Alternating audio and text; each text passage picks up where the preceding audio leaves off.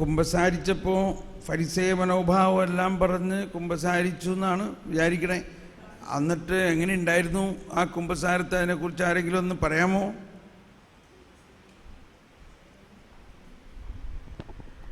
കുമ്പസാരത്തിൽ പറഞ്ഞ കാര്യമൊന്നും പറയണമെന്നില്ല. എന്നാലും പ്രൈസ് ദി ലോർഡ്. കർത്താവിൻ്റെ സ്നേഹം ഓരോ പ്രഭാതത്തിലും പുതിയതാണ് എന്ന് വിശ്വസിക്കുന്നവരൊക്കെ ഒന്ന് കൈ ഉയർത്താവോ? Praise the Lord.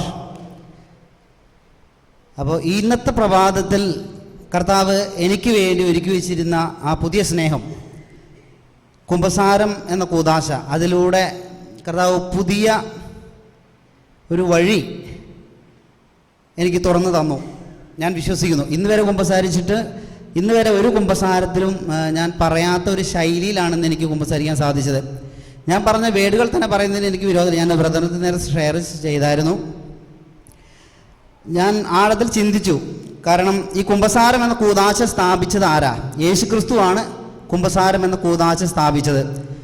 യേശുക്രിസ്തുവിൻ്റെ നാമത്തിലാണ് ഞാൻ മാമോദീസ സ്വീകരിച്ചത്, സ്ഥൈര്യലേപനം സ്വീകരിച്ചത്. ഓരോ ദിവസവും ഞാൻ അർപ്പിക്കുന്ന ബലി, ഞാൻ ഈശോയുടെ രക്തവും ശരീരവും ഭക്ഷിക്കുന്നു. ഞാൻ കുമ്പസാരത്തിലെ എൻ്റെ പാപങ്ങൾ ഏറ്റുപറയുന്നു. എന്നാൽ ഈ കൂദാശകളെല്ലാം യേശുക്രിസ്തുവിൻ്റെ നാമത്തിലാണ് ലഭിച്ചു കഴിഞ്ഞിരിക്കുന്നത്. എന്നാൽ ഇതെല്ലാം കഴിഞ്ഞ ശേഷം ഞാൻ ജീവിക്കുന്നത് യേശുക്രിസ്തുവിൻ്റെ ജനനത്തിന് മുൻപുള്ള ഒരു മനുഷ്യൻ്റെ പോലെയാണ്. അങ്ങനെയാണ് എനിക്ക് തോന്നിയത്. കാരണം ഞാൻ സ്വീകരിച്ച ഒരു കൂദാശയും ആ കൂദാശയിൽ നിന്ന് കിട്ടിയ കൃപാവരത്തിനനുസരിച്ചുള്ളൊരു ജീവിതമല്ല. ഞാനതിൽ വിശ്വസിക്കുന്നുണ്ടോ? ബാഹ്യമായി ഞാനതെല്ലാം സ്വീകരിക്കുന്നു. എന്നാൽ എൻ്റെ ഹൃദയഭാവം ഈ കുമ്പസാരത്തിന് ശേഷം ഞാൻ വീണ്ടും ഒരു ഫരിസേയൻ്റെ മനോഭാവത്തിൽ, അല്ലെങ്കിൽ യേശുക്രിസ്തു ജനിച്ചിട്ടേ ഇല്ല, യേശുക്രിസ്തു എനിക്ക് വേണ്ടി മരിച്ചിട്ടേ ഇല്ല എന്നൊരു മനോഭാവത്തോടു കൂടെയാണ് ഞാൻ ജീവിക്കുന്നത് എന്നാണ് ആഴത്തിൽ ചിന്തിച്ചപ്പോൾ എനിക്ക് മനസ്സിലാക്കാൻ സാധിച്ചത്. കാരണം യേശു എനിക്ക് വേണ്ടി ക്രൂശിൽ മരിച്ചു. യേശുവിൻ്റെ നാമത്തിൽ മാമോദീസ സ്വീകരിക്കുമ്പോൾ എൻ്റെ ജന്മപാപവും ഞാൻ അതുവരെ ചെയ്ത കർമ്മപാപവും എല്ലാം പരിഹരിക്കപ്പെടുന്നു.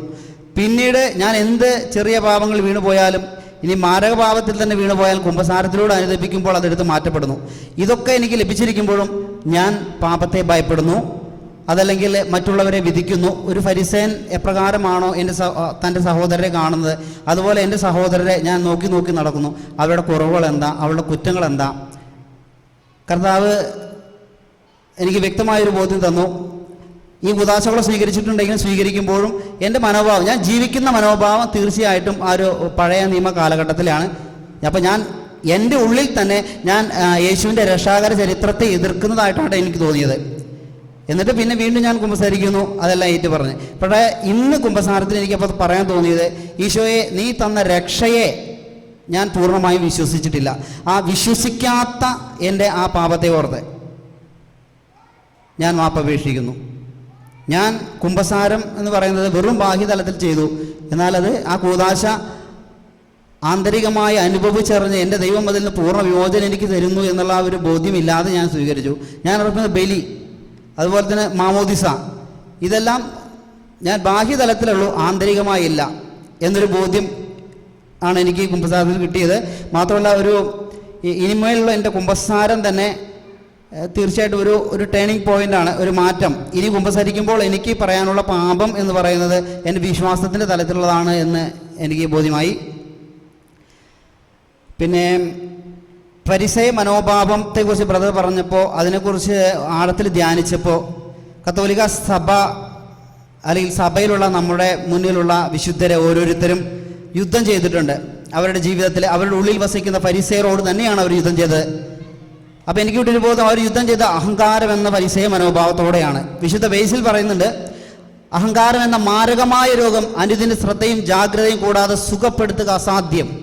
അപ്പോൾ ഈ ഫരിസേയ മനോഭാവത്തിൻ്റെ ഒരു രൂപം തന്നെയാണത്.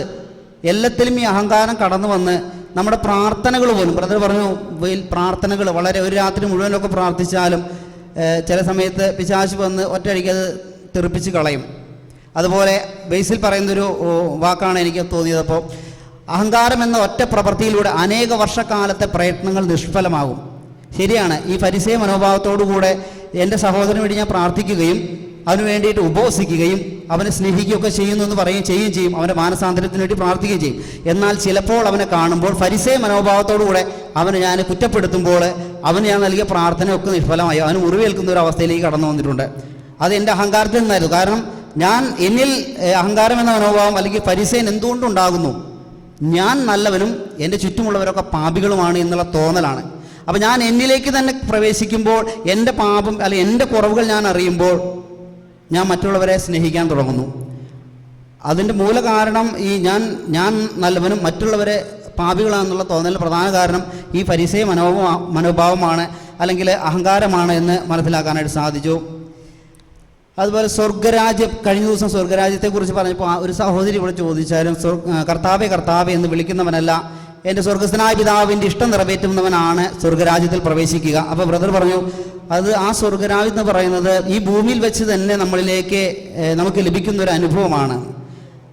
അപ്പോൾ ആ സ്വർഗരാജ്യ അനുഭവം അത് പ്രാർത്ഥനയിലൂടെ ആ സ്വർഗരാജ്യ അനുഭവം ഈ ഭൂമിയിൽ വെച്ച് തന്നെ നമുക്ക് കിട്ടുന്നു. സ്വർഗരാജ്യത്തിൽ ചെറിയവൻ സ്നാപയോഹന്നേക്കാൾ വലിയവനാണ് എന്ന് പറയുന്നതിൻ്റെ ഒരു അർത്ഥം കൂടെ അതിനകത്ത് മനസ്സിലാകുവാണ്. കാരണം ഈ സ്വർഗരാജ്യത്തിൻ്റെ അനുഭവം മാനസാന്തരപ്പെട്ട് യേശുനാമത്തിൽ മാമോദിസ സ്വീകരിച്ച് ദൈവരാജ്യത്തിൻ്റെ പ്രവർത്തനങ്ങളിൽ ഏർപ്പെട്ടിരിക്കുന്ന സകല വ്യക്തികൾക്കും വ്യക്തിപരമായി ലഭിക്കുന്നത് ഈ സ്വർഗരാജ്യ അനുഭവമാണ്. പക്ഷേ ഈ സ്വർഗരാജ്യ അനുഭവം ഇവിടെ നിന്ന് തന്നെ അത് ആരംഭിക്കണം. അത് ഇവിടെ നിന്ന് ആരംഭിക്കാത്തത് എന്തുകൊണ്ട്? അല്ലെങ്കിൽ ഈ സ്വർഗരാജ്യം എന്തുകൊണ്ടാണ് എല്ലാവർക്കും അനുഭവമാകാത്തത്? അപ്പോൾ എൻ്റെ മനസ്സിൽ അതിനെക്കുറിച്ചൊരു സംശയം തോന്നിയായിരുന്നു. അപ്പോഴാണ് ബ്രദർ ജ്ഞാനത്തെക്കുറിച്ച് പറഞ്ഞത്. ജ്ഞാനമാണിത് വെളിപ്പെടുത്തുന്നത്. അപ്പം ജ്ഞാനം നിറഞ്ഞാൽ മാത്രമേ സ്വർഗരാജ്യം ഈ ലോകത്ത് വെച്ച് സ്വർഗരാജ്യത്തിലേക്ക് പ്രവേശിക്കാനായിട്ട് സാധിക്കൂ. വിശുദ്ധരിൽ ഉണ്ടായിരുന്നു സാക്ഷികൾ, ഒരു സമൂഹം നമ്മുടെ കൺമുൻപിലുണ്ട്. അവരുടെ സഹനങ്ങൾ, അവരുടെ വേദനകൾ, അവരുടെ ദുഃഖങ്ങൾ, അവരുടെ അപമാനങ്ങൾ, അവരുടെ മരണം പോലും അവർ സ്വർഗീയമാക്കി മാറ്റി. കാരണം അവർ സഹിച്ചപ്പോൾ അത് സ്വർഗരാജ്യ അനുഭവത്തിലായിരുന്നു. സ്തെഫാനോസ് മരിക്കുമ്പോൾ എറിഞ്ഞ കല്ലുകളെയോ യഹൂദരെയോ ഭീഷണിപ്പെടുത്തിയവരെ ഒന്നും സ്തെഫാനോസ് കണ്ടില്ല, യേശുവിനെ കണ്ടു. ഇന്ന് ഞാൻ എൻ്റെ സഹനത്തിൻ്റെ മുൻപിൽ എന്നെ കളിയാക്കുമ്പോൾ, വേദനിപ്പിക്കുമ്പോൾ, എൻ്റെ ശാരീരിക ദുഃഖങ്ങളിലെ മരവിപ്പുകളിലെ യേശുവിനെ കാണുകയാണെങ്കിൽ ഞാൻ സ്വർഗരാജ്യ അനുഭവത്തിലാണ്. ആ ഒരു ബോധ്യമാണ് എനിക്ക് കിട്ടിയത്. വളരെ കുറച്ച് കാര്യങ്ങളിൽ ജീവിതത്തിൽ അങ്ങനെ ഒരു അനുഭവത്തിലൂടെ കർത്താവിനെ നയിച്ചിട്ടുണ്ട് ഒരിച്ചിരി. അപ്പോൾ പക്ഷേ അന്നൊക്കെ ഞാൻ കരുതി ഞാൻ വലുതാണെന്ന്. പക്ഷേ അറിഞ്ഞതൊരു തുള്ളി, അറിയാത്തൊരു കടൽ എന്ന് പിന്നീട് മനസ്സിലായി. അപ്പോൾ ഈ സ്വർഗരാജ്യത്തിൻ്റെ അനുഭവം ഇവിടെ വെച്ച് തന്നെ ആരംഭിക്കുന്നു എന്ന് കൂടുതലായിട്ട് മനസ്സിലായി. പിന്നെ ദൈവം ഒരു വ്യക്തിയാണ്. മനുഷ്യന് മാത്രമേ ദൈവം വ്യക്തിത്വം നൽകിയിട്ടുള്ളൂ. ബ്രദർ അത് പറഞ്ഞു, അതിനെക്കുറിച്ച് മനസ്സിലായി. ഇന്നലെ പറഞ്ഞ ഏദൻ തോട്ടത്തിലെ പാപം, ഞാനൊക്കെ ഒരുപാട് കേട്ടിട്ടുള്ളൊരു സംഭവമാണ് ഏദൻ തോട്ടത്തിലെ പാപം. ആ പാപത്തെ കീറി മുറിച്ച് പലരും പല തരത്തിൽ പറഞ്ഞ് പേടിപ്പിച്ച്, ചിലരൊക്കെ സ്ത്രീകളെ കുറ്റപ്പെടുത്താൻ, സ്ത്രീകളെ താഴ്ത്തി കാണിക്കുവാൻ വേണ്ടി പലപ്പോഴും ആ ഹവ്വയ്ക്കാണ് പറ്റിയത്, ആദത്തിനല്ല. അങ്ങനെയൊക്കെ ഒത്തിരി ദുർവ്യാഖ്യാനങ്ങൾ. അതുപോലെ തന്നെ ആ പാപമെന്ന വാക്കിന്, അല്ലെങ്കിൽ ഏദൻ തോട്ടത്തിൽ സംഭവിച്ച ആ പാപത്തെ ഒരുപാട് ദുർവ്യാഖ്യാനങ്ങൾ നൽകുകയും അതിൻ്റെ ഫലം ശരിക്കും ദുഃഖവും നിരാശയും ഒക്കെ കൊണ്ടെത്തിക്കുന്നതായിരുന്നു. എന്നാൽ ഇന്നലെ ബ്രദർ പറഞ്ഞു അത് കർത്താവ് അനുവദിച്ചതാണ്. അത് ഭാഗ്യപ്പെട്ട രക്ഷ ഈ ലോകത്തിലേക്ക് കടന്നു വരുവാനാണ്. സഭ പഠിപ്പിക്കുന്നത് അങ്ങനെ, സഭ പ്രാർത്ഥിക്കുന്നു. എന്നിട്ട് പോലും പലരും അത് വിശ്വസിക്കുകയോ അത് അംഗീകരിക്കുകയോ ചെയ്യുന്നില്ല. കാരണം സഭ തന്നെ പഠിപ്പിക്കുന്ന കുർബാനയിലെ പ്രാർത്ഥനയാണ് കർത്താവ് ഈ ലോകത്തിലേക്ക് രക്ഷ, അമൂല്യമായ രക്ഷ ഈ ലോകത്തിലേക്ക് കടന്നു വരുവാനായിട്ട് കർത്താവ് അനുവദിച്ചതാണത് എന്നുള്ളത്. അപ്പോൾ അത് ഒരു പാപമോ അതല്ലെങ്കിൽ ഒരു ശാപമോ അല്ല, അതും കർത്താവ് അറിയാതെ സംഭവിക്കുന്നില്ല. ഇതിനോട് കണക്ട് ചെയ്ത് നമ്മുടെ ജീവിതത്തിൽ ഉണ്ടാകുന്ന വേദനകൾ, നമ്മുടെ ജീവിതത്തിലുണ്ടാകുന്ന കഷ്ടപ്പാടുകൾ, സഹനങ്ങൾ എല്ലാം പിതാവിൻ്റെ കരങ്ങളിൽ നിന്നും അത് ഏറ്റുവാങ്ങുമ്പോൾ അതെല്ലാം അനുഗ്രഹമാക്കി മാറും. പിതാവിൻ്റെ കരങ്ങളിൽ നിന്നല്ലാതെ അത് നമ്മുടെ തൊട്ടടുത്ത വ്യക്തികളിൽ നിന്നോ, നമ്മുടെ മാതാപിതാക്കളിൽ നിന്നാകാം, അല്ലെങ്കിൽ മക്കളിൽ നിന്നാകാം, സഹപ്രവർത്തകരിൽ നിന്നാകാം, സഹോദരങ്ങളിൽ നിന്നാകാം. അതൊക്കെ കിട്ടുമ്പോൾ അത് അവരിലൂടെ നമ്മൾ സ്വീകരിക്കുമ്പോൾ അത് നമുക്ക് ശാപമായി തോന്നും. എന്നാൽ അത് ദൈവത്തിൻ്റെ കരങ്ങളിൽ നിന്ന് സ്വീകരിച്ച് കർത്താവിൻ്റെ കുരിശിലോട്ട് കൊടുക്കുമ്പോൾ അതെല്ലാം അനുഗ്രഹമാണ്. അതിൻ്റെ ഏറ്റവും വലിയ ഒരു ഉദാഹരണം ജസ്റ്റ് ബ്രദർ പറഞ്ഞ ആ ജോസഫിൻ്റെ, പഴയ നിയമത്തിലെ ജോസഫ്, അത് ശരിക്കും ക്രിസ്തുവിൻ്റെ സ്നേഹം അന്ന് പറഞ്ഞ പോലെ എനിക്ക് തോന്നി.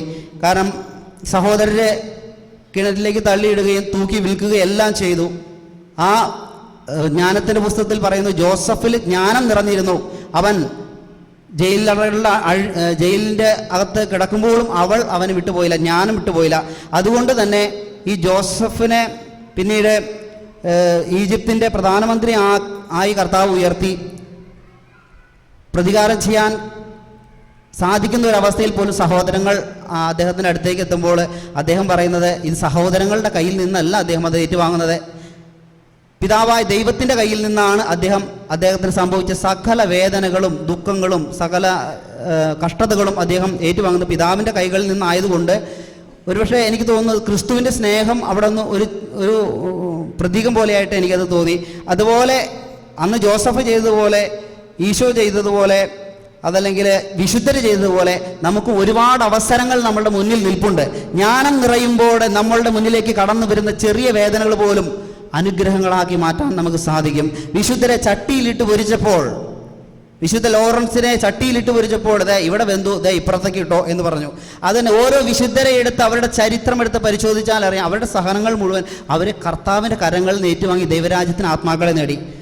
വിശുദ്ധ കൊച്ചുത്രേസ്യയുടെ പുസ്തകത്തിൽ കൊച്ചുത്രേസ്യയെ കണ്ടു കഴിഞ്ഞാൽ സാത്താൻ ഓടി ഒളിക്കും. കാരണം കൊച്ചുത്രേസ്യയുടെ അടുത്ത് സാത്താൻ ഏത് ഉപകരണം കൊണ്ട് ചെന്നാലും അതല്ല, ഏത് നെഗറ്റീവ് കൊണ്ടുവന്നാലും അതെല്ലാം പോസിറ്റീവാക്കി ആത്മാക്കളെ നേടുന്ന ഒരു ആത്മാവായിരുന്നു. അതുകൊണ്ട് സാത്താനെ കണ്ടാൽ മനസ്സിലാവും, അവളുടെ അടുത്തേക്ക് ചെന്നാൽ നമ്മളുടെ ഒരു തന്ത്രം അവളുടെ അടുത്ത് ഫലിക്കില്ല. ഇതുപോലെ നമ്മുടെ ഇന്ത്യയുടെ ആദ്യത്തെ വിശുദ്ധ അൽഫോൺസാമ തൻ്റെ ദുഃഖങ്ങളെ, വേദനകളെ, ഒരു ദിവസം ശരീരത്തിൽ അനുഭവിക്കുന്ന ശാരീരിക വേദനകളെ അവർ ആ വേദനയ്ക്ക് അപ്പുറത്ത്, വേദന കഴിഞ്ഞാലുണ്ടാകുന്നൊരു സ്വർഗരാജ്യ അനുഭവം, ആ അനുഭവം വെച്ച് നോക്കുമ്പോൾ ഈ വേദന ഒന്നുമല്ല എന്ന് വെളിപ്പെടുത്തിയിട്ടുണ്ട്. എല്ലാവരും സഹനമില്ലാതെ ദൈവരാജ്യത്തിന് അനുഭവമില്ല. എന്നാൽ നമുക്കൊക്കെ സഹനത്തെ പേടിയാണ്. എന്നാൽ നമ്മൾ സഹനത്തെ പേടിക്കണോ? ആർക്കെങ്കിലും പറയോ സഹനത്തെ പേടിക്കേണ്ടതായിട്ടുണ്ടോ? ഉണ്ടോ? എന്തുകൊണ്ടാണ് സഹനം എന്ന് പറയുന്നത്? എനിക്ക് വ്യക്തിപരമായ ഒരു അനുഭവം അത് വെച്ചാൽ ഞാൻ പറയുന്നത്, നമ്മുടെ ശക്തിക്ക് അതീതമായ ഒരു പരീക്ഷണം കർത്താവ് നമുക്ക് തരില്ല. എൻ്റെ ദൈവമായ കർത്താവിനറിയാം എനിക്ക് എത്ര ശക്തിയുണ്ടെന്ന്. ബ്രദർ നേരത്തെ പറഞ്ഞു, ബ്രദറിൻ്റെ മുന്നിലേക്ക് ചിലപ്പം സിംഹം വരും, കണ്ടാമൃഗം വരും, ബ്രദർ പ്രാർത്ഥിച്ച് കുന്തം കൊണ്ട് കുത്തിക്കളയും. ബ്രദറിനെ പീഡിപ്പിക്കുന്ന സാധനം എൻ്റെ അടുത്ത് വരുമോ? എൻ്റെ അടുത്ത് വല്ല പട്ടിക്കുഞ്ഞോ ഒരു പൂച്ചക്കുഞ്ഞൊക്കെ വരുള്ളൂ. കാരണം എൻ്റെ സ്റ്റാമിന എന്താണെന്നുള്ളത്, നമ്മുടെ ഓരോരുത്തരുടെയും സ്റ്റാമിന എന്താണെന്നുള്ളത് കർത്താവിനറിയാം. അതുപോലെ സഹനം എന്ന് പറയുന്നത് നമ്മുടെ കഴിവിൻ്റെ അപ്പുറത്തേക്ക് നമുക്ക് തരില്ല. ചിലപ്പോൾ ചില വ്യക്തികളെ, പ്രാർത്ഥിക്കുന്നവരൊക്കെ നമ്മൾ പീഡിപ്പിക്കും, നീ ചെയ്ത ശാപാണ്, നിന്റെ കുടുംബം ചെയ്ത ശാപാണ്. പക്ഷെ അതിനെതിരെ നമ്മൾ വചനം ഉപയോഗിക്കണം. എൻ്റെ ദൈവമായ കർത്താവ് എൻ്റെ ശക്തിക്ക് അതീതമായ ഒരു പരീക്ഷണം തരില്ല. അവനറിയാം എൻ്റെ ശക്തി എത്രയുണ്ടെന്ന്. അതുകൊണ്ട് പരീക്ഷിക്കാൻ അനുവദിച്ചിട്ടുണ്ടെങ്കിൽ അതിനെ അതിജീവിക്കാനുള്ള ശക്തിയും എൻ്റെ കർത്താവ് തരും. അപ്പോൾ സഹനങ്ങളെ യഥാർത്ഥത്തിൽ നമ്മുടെ ജീവിതത്തിൽ തന്നെ ചെറിയ ചെറിയ സഹനങ്ങൾ, അത് ചെറുതാണെങ്കിലും നമ്മൾ ഹൃദയപൂർവ്വം സ്വീകരിച്ച് കർത്താവിന് കൊടുക്കുമ്പോൾ അനുഗ്രഹമാകും. അതല്ല ഇത് ഭയങ്കരമാണ് എന്ന് നമ്മൾ കരുതുമ്പോൾ അത് നമുക്ക് ശാപമായിട്ട് മാറും. പിന്നെ വേറൊരു കാര്യം, ഒരു അവസാനമായി പറയാനുള്ളത്, തന്നെ സ്നേഹിക്കുന്നവരെ ഈശോ ഒരാൾക്കും വിട്ടുകൊടുക്കില്ല. ഈ സമൂഹത്തിൽ കുറച്ചെങ്കിലും പേരുടെ, അതൊരു എൻ്റെ ജീവിതവുമായി സാമ്യമുള്ളതുകൊണ്ട് പറയുക, ദൈവത്തിൻ്റെ, അത് പിതാവിൻ്റെ കരമാണ്. ചിലർക്ക് നല്ല മാതാപിതാക്കളെ കിട്ടണം, അല്ലെങ്കിൽ ഓരോ സെക്ഷൻ ചിലർക്ക് നല്ല സഹോദരങ്ങളെ കിട്ടണം, നല്ല സഹപ്രവർത്തകരെ കിട്ടണം എന്നാഗ്രഹിക്കും. നമ്മളുടെ വേദനകൾ പങ്കുവെക്കുവാൻ, ഞങ്ങൾ ദുഃഖിക്കുമ്പോൾ നമ്മെ ആശ്വസിപ്പിക്കുവാൻ. പക്ഷെ പിതാവായ ദൈവം അത് കൊടുക്കുന്നില്ല. കാരണം എന്താണെന്നറിയാം, ആ സ്നേഹം കിട്ടാത്തവരെ പ്രത്യേകം ശ്രദ്ധിക്കുക. ദൈവം അളന്നും നിറച്ച് ആ വ്യക്തിക്ക് ഈ സ്നേഹം കൊടുക്കാനിരിക്കുന്നു. തിരഞ്ഞെടുക്കപ്പെട്ട ഗണമാണത്. ദൈവം പേര് ചൊല്ലി വിളിച്ച മക്കളാണത്. അവർ തിരിച്ചറിയണം, ദൈവം ആഗ്രഹിക്കുന്നവർ ഏറ്റവും കൂടുതൽ എന്നെ സ്നേഹിക്കണമെന്ന്. അതുകൊണ്ട് മാത്രമാണ് അവരുടെ ജീവിതത്തിൽ എനിക്കങ്ങനെ പലപ്പോഴും തോന്നിയിട്ടുണ്ട്. ഞാൻ കെഞ്ചിയിട്ടുണ്ട് പലതവണ. ഒരു 10-12 വർഷം മുമ്പ് എന്നെ ഒന്ന് മനസ്സിലാക്കുക, എന്നെ ഒന്ന് സ്നേഹിക്കുക. ധ്യാനത്തിന് പോയതിൻ്റെ പേരിൽ എൻ്റെ സമൂഹം തന്നെ എന്നെ ഒറ്റപ്പെടുത്തിയിട്ടുണ്ട്. കപ്പ്യാരെന്ന് പറഞ്ഞ് വിളിച്ച് കളിയാക്കിയിട്ടുണ്ട്. ഒരു ധ്യാനത്തിന് പോയി ഞാൻ കെഞ്ചി, എൻ്റെ അപ്പൻ നമ്മ പലരുടെ അടുത്തും കെഞ്ചി, പക്ഷേ അനുവദിച്ചില്ല. പക്ഷെ അത് അപ്പം അനുവദിച്ചിരുന്നെങ്കിൽ ഒരുപക്ഷെ എനിക്ക് അത് പിതാവിൻ്റെ ഒരു പ്ലാൻ തന്നെയായിരുന്നു. പക്ഷേ എനിക്ക് വൈരാഗ്യമാണ് എല്ലാവരുടെ അടുത്തും, ദേഷ്യമാണ്. എന്നാൽ പിന്നീട് അത് വന്നപ്പോൾ എനിക്ക് മനസ്സിലായി, ദൈവത്തെ ഞാൻ സ്നേഹിക്കണം. ദൈവം ആഗ്രഹിക്കുന്നത് ഞാൻ എൻ്റെ അപ്പനെയോ അമ്മയോ മറ്റുള്ളവരെ സ്നേഹിച്ച് ബാക്കിയുള്ള സ്നേഹം സ്നേഹിക്കാനല്ല, എല്ലാവരെക്കാളും ഉപരിയായി നീ എന്നെ സ്നേഹിക്കണം. അതുകൊണ്ട് ഞാൻ തന്നെ മറ്റുള്ളവരുടെ സ്നേഹം നിനക്ക് തരാതെ ആക്കിയതാ. കർത്താവിന് കഴിയാത്തത് എന്തെങ്കിലും ഉണ്ടോ? നമ്മൾ നമ്മുടെ അപ്പൻ്റെ അമ്മയുടെ മാനസാന്തരത്തിന് കൈകൾ ഉയർത്തി പ്രാർത്ഥിച്ചാൽ കർത്താവ് ഒരൊറ്റ നിമിഷം മതി കർത്താവിനത് മാറ്റിക്കിട്ടാൻ. പക്ഷേ എന്തുകൊണ്ട് നൽകുന്നില്ല? അത് പിതാവിൻ്റെ ഒരു പ്ലാൻ ആണ് എന്ന് ഇത് എൻ്റെ ഒരു അനുഭവത്തിനാണ് ഞാൻ വിശ്വസിക്കുന്നത്. അപ്പോൾ ഞാൻ പിതാവിൻ്റെ കരങ്ങളിൽ നിന്ന് അതെല്ലാം സ്വീകരിക്കുക. പിതാവിൻ്റെ കരങ്ങളിൽ നിന്ന് സ്വീകരിച്ചപ്പോൾ നമ്മൾ കൊടുക്കുക, സ്വീകരിക്കുന്നതിന് വരെ കൊടുക്കുക എന്നൊരു ബോധ്യം, കൊടുക്കുക എന്നൊരു ബോധ്യം. അപ്പോൾ എത്രമാത്രം മനുഷ്യർ നമ്മളെ ഏത് ബന്ധത്തിലുള്ള മനുഷ്യ ജീവിത പങ്കാളിയാകാം, മക്കളാവാം, മാതാപിതാക്കളാവാം, സുഹൃത്തുക്കളാവാം, ആരൊക്കെ നമ്മളെ സ്നേഹിച്ചാലും നമുക്ക് സ്നേഹം മതി വരില്ല. മതി വരണമെങ്കിൽ ഈശോയുടെ സ്നേഹം നിറയണം. ഈശോയുടെ സ്നേഹം നിറഞ്ഞു കഴിഞ്ഞാൽ പിന്നെ നമുക്ക് ആ നിറവിൽ നിന്ന് എല്ലാവർക്കും വാരിക്കോരി കൊടുക്കാൻ പറ്റും. അവർ നമ്മളെ സ്നേഹിക്കുന്നില്ലെന്ന പരാതി നമുക്കുണ്ടാവില്ല. അങ്ങനെ ഒരു ബോധ്യമാണ് എനിക്ക് ഈ ചില സഹോദരർ, പ്രത്യേകിച്ച് ആ കാലിന് അസുഖമുള്ള ഒരു സഹോദരി ഒന്ന് കഴിഞ്ഞ ദിവസം പറഞ്ഞപ്പോൾ അവരുടെ വേദന എനിക്ക് മനസ്സിലായി. കാരണം വീട്ടുകാർ ശാപമാണെന്നൊക്കെ വിളിച്ച് പറയുമ്പോൾ എൻ്റെ ചേട്ടൻ 9 വർഷക്കാലം കിടന്ന കിടപ്പ് രോഗിയായിരുന്നു. പക്ഷേ എൻ്റെ ജീവിതത്തിൽ എൻ്റെ ഏട്ടനെ നോക്കുമ്പോൾ എനിക്ക് സന്തോഷമാണ്. അവൻ കാരണമാണ് എനിക്ക് എൻ്റെ യേശുവിനെ കിട്ടിയത്, അല്ലെങ്കിൽ ഞാൻ ലോകത്തിലോട്ട് പോകുമായിരുന്നു. കാരണം അതൊരു അനുഗ്രഹമാണ്. അത് അന്ന് മനസ്സിലായില്ല, അവൻ്റെ സഹനങ്ങളിലൂടെ കർത്താവിനെ ലഭിച്ചു. അപ്പം അതുപോലെ സഹിക്കുന്ന ഏതൊരുവനും പ്രതീക്ഷിക്കുക അവൻ ക്രിസ്തുവിനോട് കൂടെയാണ്. വേദനിക്കുന്ന ഏതൊരു മകനും കരയരുത്, മകൾ കരയരുത്, ക്രിസ്തുവിനോട് കൂടെയാണ്. ഈശോ അവരോട് കൂടെയാണ്. ആ സഹനം അങ്ങ് കുരിശിലോട്ട് കൊടുക്ക്, അനുഗ്രഹമായിട്ട് ദൈവം വലിയ പ്രതിഫലം തരും. കയ്യിൽ വെച്ചുകൊണ്ടിരിക്കരുത്, മറ്റാരോടും പരാതിയും പറയണ്ട. ആ സഹനങ്ങൾ ഇത്രയുമാണ് എനിക്ക് കിട്ടിയത്. ദൈവത്തിന് ഞാൻ നന്ദി പറയുന്നു. Praise the Lord. Praise the Lord. കൈയടിച്ച് കർത്താവിന് നന്ദി പറയാം. ആദത്തിൻ പിഴ കാരണമാർത്യനു